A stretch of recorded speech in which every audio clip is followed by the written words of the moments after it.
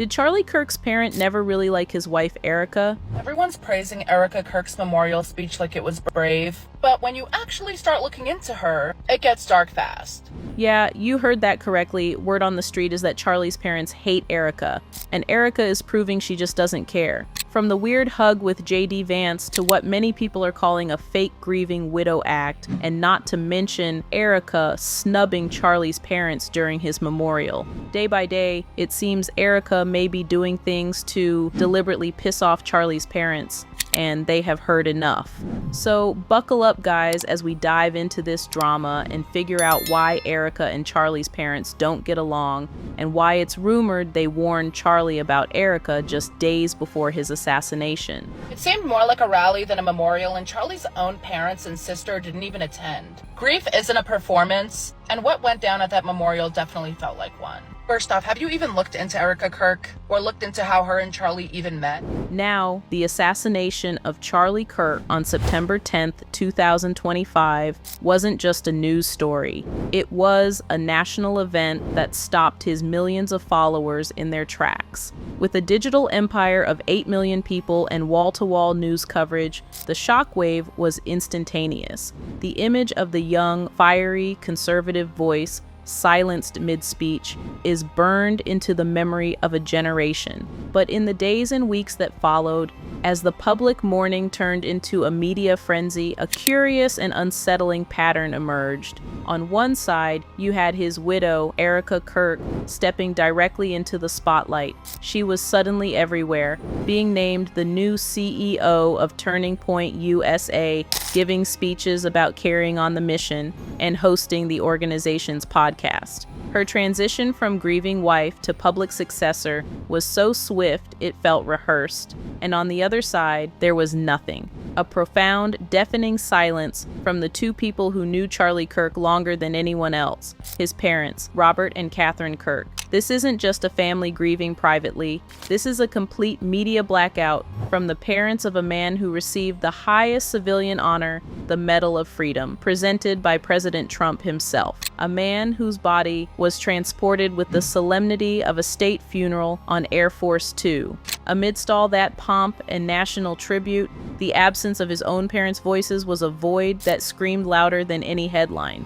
So who are Robert and Catherine Kirk? By all accounts, they were Charlie's bedrock.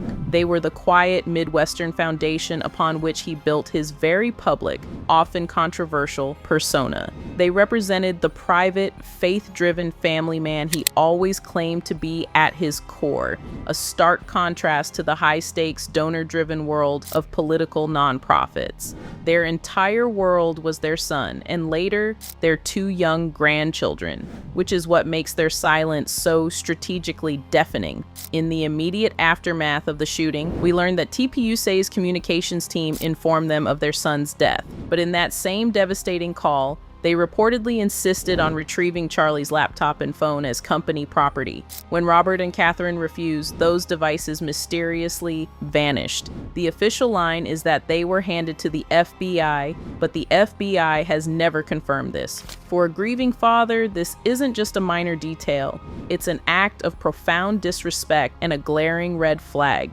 This single event paints a clear picture of the trust that was shattered in that moment. The organization their son built was, in their most vulnerable hour, treating him as a corporate asset to be secured, not a son to be mourned. The rumors began to fly, of course. Unverified screenshots circulated, claiming to be from family friends, suggesting Robert and Catherine had long held concerns about Erika's ambition and her influence over their son. The alleged quote, "We loved our son, we only wish he had seen what we saw," became a mantra for the online sleuths. While unconfirmed, it perfectly encapsulates the narrative that has taken root, that the parents saw a different side to the story everyone else was watching unfold. So why won't they speak? The theories are split.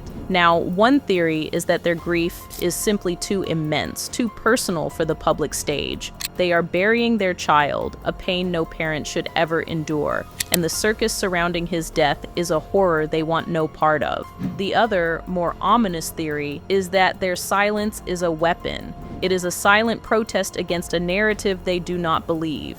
It suggests they are privy to information that makes it impossible for them to stand beside Erika Kirk or TPUSA and endorse the official story. Their refusal to participate is, in itself, a powerful statement of condemnation. They may be waiting, gathering their evidence, and allowing the public pressure to build until the dam of silence finally breaks. When you contrast their profound quiet with Erika's very public, very composed performance, her praise for Mikey McCoy, her vague messages about faith and healing, her rapid ascent to power, the family fracture becomes the central mystery of this entire tragedy. It forces us to ask, who are the true guardians of Charlie Kirk's legacy? The wife who has taken up his mantle in the public square, or the parents who raised him and are now mourning him in the shadows? So how have we gone from this? That young man, I forgive him.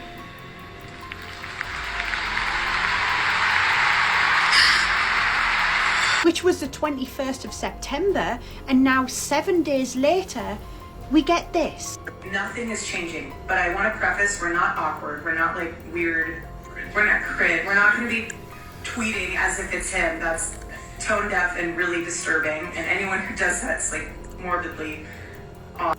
Hey, we're gonna be doing about 5 more episodes a week now, so just tell the team and make sure that happens. 3 hours of this, 2 more hours of podcasting. There is just something that just doesn't feel right. It feels wrong. It feels off.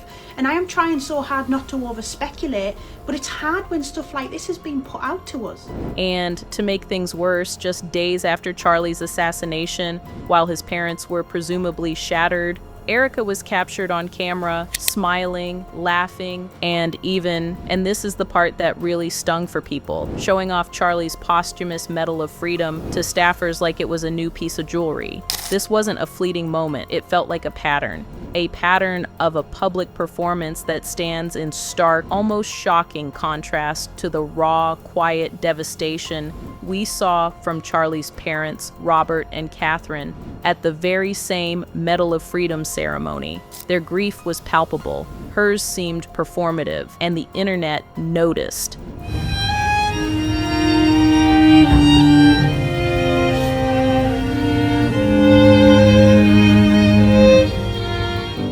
A viral TikTok video perfectly captured the central mystery here. It pointed out that while Erika and political figures have become the face of Charlie's legacy, his own parents have been virtually erased from public view. The video strongly suggested this isn't a coincidence, but evidence of a fractured family dynamic and a deep, fundamental lack of trust in Erika. This has led to a flood of very specific theories and questions that Erika and TPUSA have yet to satisfactorily answer. Now, what makes things even more suspicious is how Erika assumed the CEO role with lightning speed.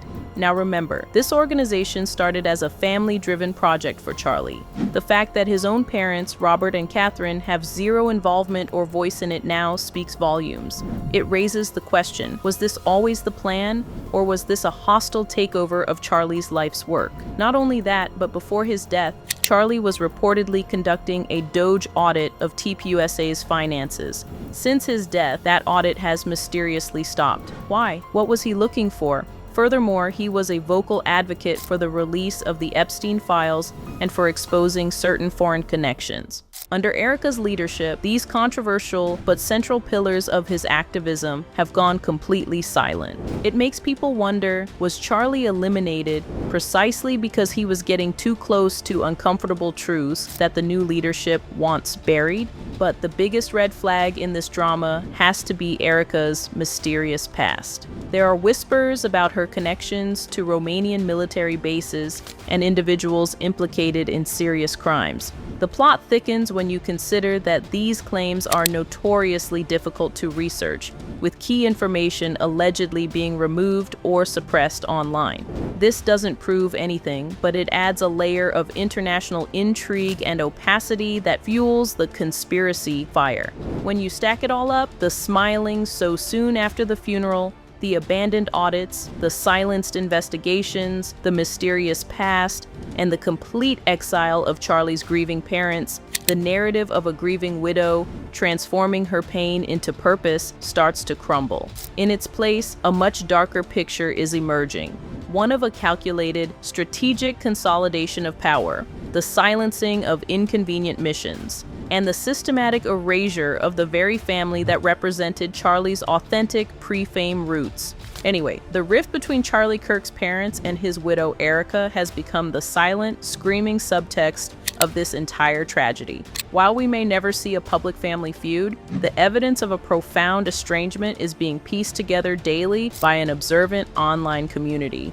The rumors that Robert and Catherine Kirk simply can't stand Erika aren't just wild speculation anymore. They're being fueled by a series of conspicuous absences and stark contrasts. First, there's the absolute absence. Robert and Catherine are nowhere to be seen at Erika's high-profile speeches or Turning Point USA events. This isn't just skipping a gala. This is a total boycott of the public life their daughter-in-law is now leading. For parents whose son was the face of the organization, this silence is a powerful, deliberate statement. Then there's the organizational exile. Despite TPUSA starting as a passion project that likely involved the whole family in its early days, Charlie's parents have been completely shut out. They hold no honorary title, no seat on the board, no voice in the legacy of their own son's life's work. This isn't an oversight, it's an exclusion.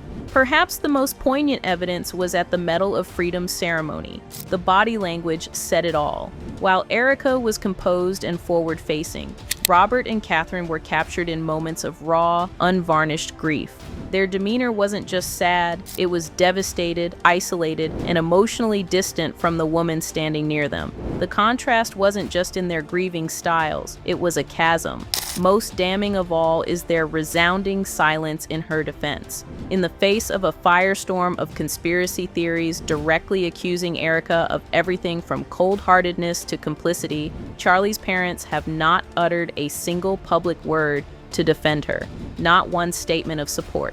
For a family that values loyalty, this isn't neutrality. In the court of public opinion, this is seen as a quiet confirmation of the public's worst suspicions. The bottom line is this: we are witnessing two incompatible versions of grief and legacy. Erika's is a public, performative model focused on brand building and power. Robert and Catherine's is a private, shattered silence. Every day that this contrast persists, the louder their silence becomes, screaming a truth that everyone feels but no one can yet prove. Guys, the question is no longer if something is wrong, but just how deep the truth goes. Anyway, what do you think about this drama? Let me know your opinions in the comments, and don't forget to check out our other videos to ensure you are all up to date with all the latest drama. Till next time, bye.